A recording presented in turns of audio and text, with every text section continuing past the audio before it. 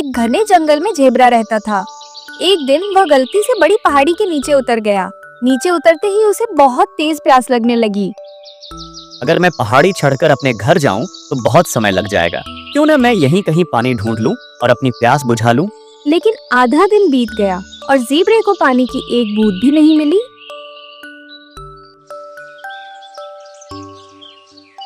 अरे क्या करूं? आधा दिन निकल गया और पानी का कहीं नामो निशान तक नहीं है, तो मुझ में घर लौटने की भी हिम्मत नहीं बची। उसे अपनी गलती का एहसास हुआ, लेकिन अब लौटने के बजाय उसने आगे बढ़कर पानी खोजने का फैसला किया। थोड़ी दूर चलने पर जेब्रे को रास्ते में एक लोमड़ी का बच्चा जाल में फंसा हुआ दिखा। वह बच्चा जोर जोर से रो रहा था और तड़प रहा था। अरे यह बेचारा बच्चा जाल में फंसा हुआ है, ना जाने किसका बच्चा है। उसने बिना देर किए जाल को तोड़ा और लोमड़ी के बच्चे को आजाद कर दिया। बेटा तुम कौन हो? जाल में कैसे फंस गए थे? क्या यह किसी जानवर ने किया है? धन्यवाद अंकल जी। यह जाल गांव के एक शिकारी ने लगाया था। मैं अपने दोस्तों के साथ खेलते खेलते यहाँ आ गया और गलती से इसमें फंस गया। जैसे ही मैं जाल में फंसा, मेरे दोस्त मुझे अकेला छोड़कर भाग गए। कोई बात नहीं, अब तुम सुरक्षित हो। आगे से अपना ध्यान रखना। थैंक यू अंकल जी। अब मैं घर जा रहा हूँ। मेरी माँ मेरा इंतजार कर रही होगी। अगर मैं समय पर घर नहीं पहुँचा तो वह बहुत गुस्सा हो जाएगी। जेब्रा कुछ और पूछ पाता, इससे पहले ही लोमड़ी का बच्चा वहाँ से चला गया। वो फिर से पानी की तलाश में आगे बढ़ा। कुछ ही दूर जाने पर उसके पास से एक लोमड़ी निकली। अरे जेब्रा भैया, कहाँ जा रहे हो? लगता है कि आप इस जंगल के रहने वाले नहीं हैं। क्या आप रास्ता भूल गए हैं? नहीं, मुझे रास्ता तो याद है, लेकिन मुझे बहुत प्यास लगी है। मैं पूरे जंगल में पानी ढूंढ रहा हूँ, लेकिन मुझे पानी कहीं नहीं मिला। अब तो घर लौटने की भी हिम्मत नहीं बची। वाह, यह तो बहुत बड़ा शिकार है। अगर इसे शेर महाराज तक पहुंचा दूं, तो मेरा बड़ा इनाम पक्का। अरे जेब्रा भैया, चिंता मत कीजिए, आनी तो बहुत नजदीक ही है।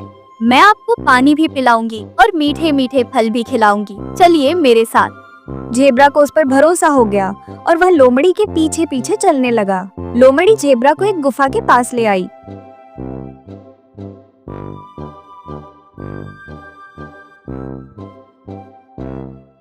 जेब्रा भैया, आप यहीं रुकिए, मैं आपके लिए फल और पानी लाती हूँ। ठीक है, लेकिन जल्दी आना। लोमड़ी गुफा के अंदर गई, लेकिन वहाँ शेर नहीं था। फिर लोमड़ी ने सोचा, अरे शेर तो यहाँ नहीं है। अगर जेब्रा को शक हो गया तो वह भाग जाएगा। मुझे किसी तरह उसे बहला फुसलाकर यहाँ पर रोक कर रखना होगा। फिर लोमड़ी ने किसी तरह जेब्रा को झूठ मूठ का बहाना बनाया और तुरंत शेर को ढूंढने के लिए जंगल में दौड़ पड़ी। उसे पता था कि शेर कहाँ पर होगा। कुछ दूर जाने के बाद लोमड़ी ने शेर को एक हिरण का पीछा करते हुए देखा। वह घात लगाए बैठा था। तभी लोमड़ी वहां पर आई और शेर से कहा, महाराज, आप यहाँ क्या कर रहे हैं? मैं आपके लिए बहुत बड़ा शिकार लाई हूँ।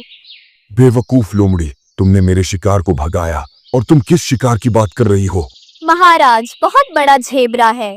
उसे मैंने अपनी बातों में उलझाकर आपकी गुफा के पास बिठा दिया है।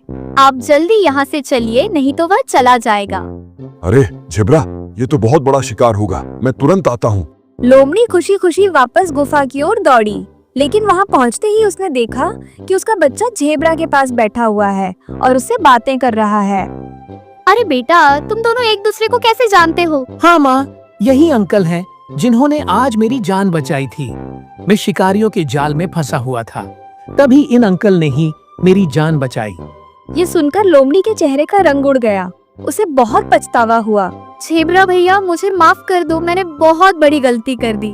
मैं तो तुम्हें शेर के पास ले जा रही थी, लेकिन तुमने मेरे बच्चे की जान बचाई है।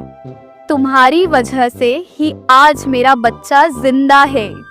क्या तुम मुझे शेर के पास ले जा रही थी? हाँ भैया, मैं शेर के साथ रहती हूँ और जंगल के जानवरों को धोखा देकर उसके पास ले जाती हूँ, लेकिन आज मुझे अपनी गलती का एहसास हो गया है। कृपया मुझे माफ कर दो और यहाँ से जल्दी निकल जाओ।